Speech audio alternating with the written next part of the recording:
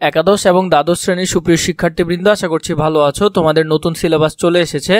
তোমাদের সিলেবাসের মধ্যে যে তিনটি বিষয় পরিবর্তন করা হয়েছে, সিলেবাসের পরিবর্তনের বিষয়, বাংলা প্রথম পরিবর্তন করা হয়েছে, ইংরেজি প্রথম পরিবর্তন করা হয়েছে এবং সাথে তথ্য ও যোগাযোগ প্রযুক্তির আংশিক কিছু পরিবর্তন করা হয়েছে। এবং কোন কোন বিষয় পরিবর্তন করেছে তা আমরা একটু লক্ষ্য করব।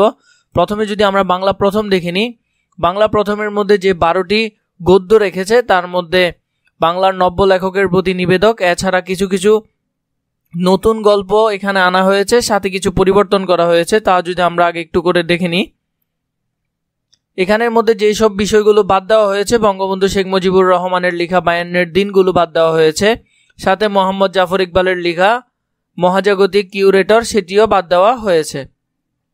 কবিতার মধ্যে বাদ দেওয়া হয়েছে শান্তির গান মহাদেব সাহার লেখা, সাথে বাদ দেওয়া হয়েছে মানুষ সকল সত্য, এটিও বাদ দেওয়া হয়েছে। এরপর দেখো নতুন করে যেগুলো যুক্ত করা হয়েছে, সাহিত্যের খেলা প্রমোদ চৌধুরীর লেখা, এটি যুক্ত করা হয়েছে।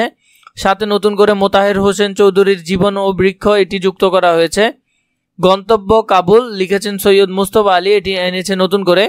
কপিল দাস মুর্মুর শেষ কাজ, এটিও নতুন করে সংযোজন করা হয়েছে।